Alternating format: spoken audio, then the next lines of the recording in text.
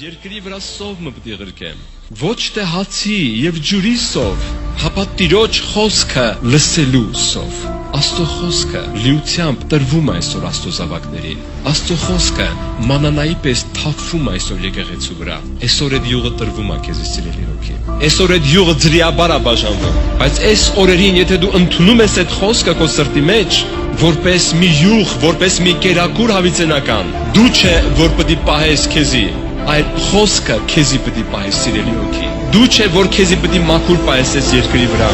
այլ այդ խոսքը, որը դու ընդունում ես քո մեջ,